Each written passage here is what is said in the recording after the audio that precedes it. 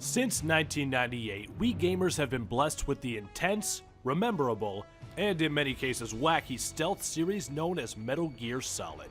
These games had us sneaking through heavily secured bases, stuffing unconscious guards into lockers, fighting off mechanical behemoths, and of course, fending off unorthodox, albeit often cleverly designed, bosses.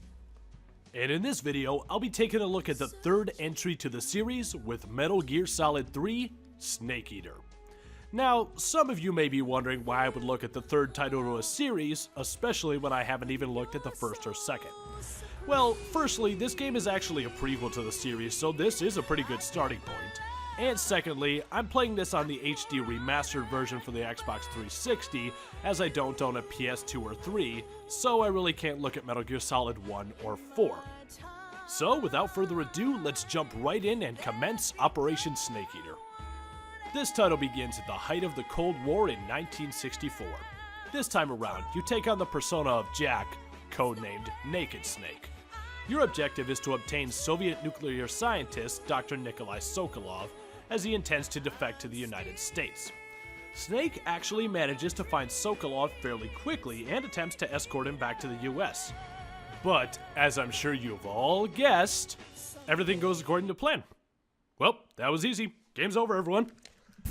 Game's over. See you later. Nah, I'm just messing with you. Actually, what happens is Snake is confronted by his former mentor and the boss. The boss plans on defecting to the Soviet Union with a group of special forces soldiers. While defecting, she gives 2 recoilless nuclear warhead launchers to Colonel Vogan. Colonel Vogan has the power of 10 million volts of electricity flowing through his body. Yeah, I don't get it either. And plans on usurping Premier Khrushchev from power. He plans on doing this by using Dr. Sokolov's invention in the Shagohod, which is a mobile nuke launching station. You attempt to stop the boss, but she breaks your arm, throws you into a ravine, and leaves you for dead. Vogan then launches one of the nukes on his own research base, which is promptly blamed on the boss. Premier Khrushchev then tells President Johnson that he has 1 week to prove that the US government had no part in the attack or would cause an all-out war between the Soviets and the US. So it's up to Snake to infiltrate the Soviet countryside, take out the boss, enter Cobra Unit, and take out Colonel Vogan, stop the production of the Shagohod, and rescue Dr. Sokolov. You're welcome, I just explained 45 minutes of cutscenes in 30 seconds.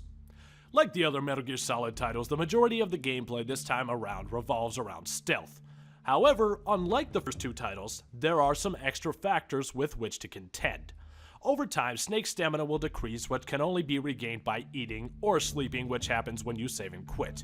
But considering this game takes place in forests, swamps, and jungles, there aren't exactly 5-star cuisines on which to dine. With this in mind, you must scavenge for rabbits, spiders, frogs, mushrooms, and true to the game's title, snakes to eat before losing all of your stamina. Just keep an eye out for poisonous reptiles. The second new factor for this game is camouflage. As previously mentioned, there are multiple environments that you will be traversing, and you can change up your outfit and face paint to better help you blend in. Because let's face it, a cardboard box isn't exactly subtle in the jungle. Now, considering you are all alone in the jungle with no access to any ready medical care, it's up to you to patch yourself up if you get injured. These injuries range from broken bones, gunshot and stab wounds, and even poisoning and food sickness. So at any time, you can pull up your survival viewer, and you must use the proper tools to mend your current predicament. If you don't work fast enough or don't have the proper tools, you will continuously take damage until you expire. The fourth aspect that sets this game apart from the earlier incarnations is the addition of CQC, or Close Quarters Combat. If you approach an enemy quietly enough, you can perform a non-lethal takedown in order to conserve ammo and silently dispatch of adversaries. Trust me, you'll regret killing too many enemies later on. Speaking of adversaries, let's talk enemies. As you've probably guessed, you will be taking on Russian army soldiers along with Spetsnaz and GRU operatives. But let's not forget about one of the most prominent aspects of the MGS series, the bosses. As previously mentioned, you will be taking on the boss and her Cobra unit. All of these operatives have codenames and attack styles which mimic the emotion they carry into battle. These operatives are named the Pain, the Fear, the End, the Fury, and the Sorrow, respectively.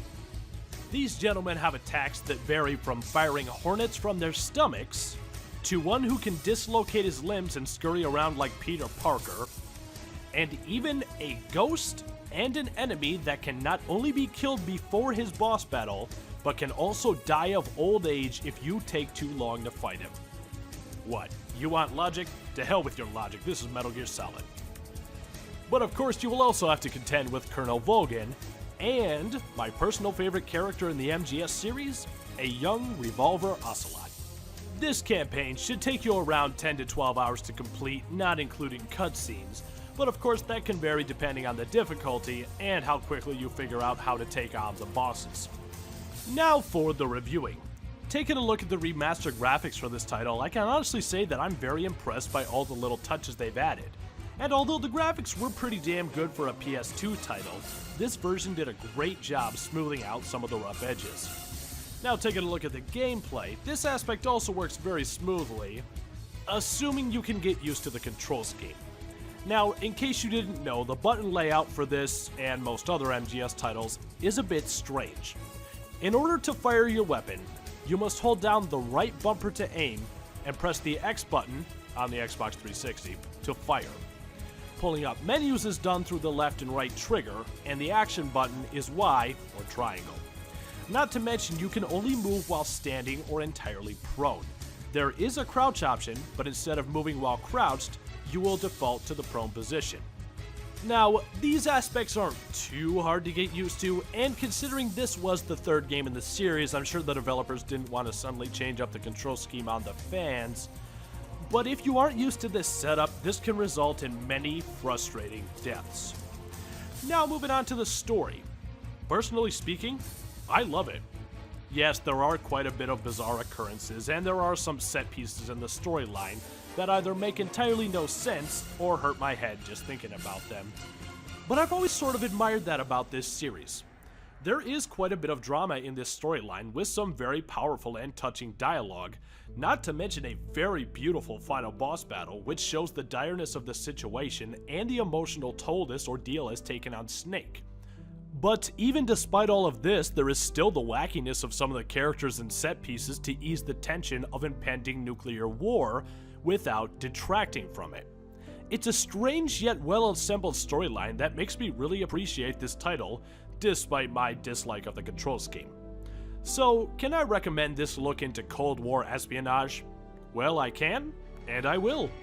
If you haven't played this title yet, or even if you haven't played any of the other MGS titles, I can recommend giving this game a look. This game can be found on the PS2, Xbox, 3DS, or the HD collection for the 360 and PS3. So until next time, this is E-Dog saying, Operation Snake Eater is a success. See you next time.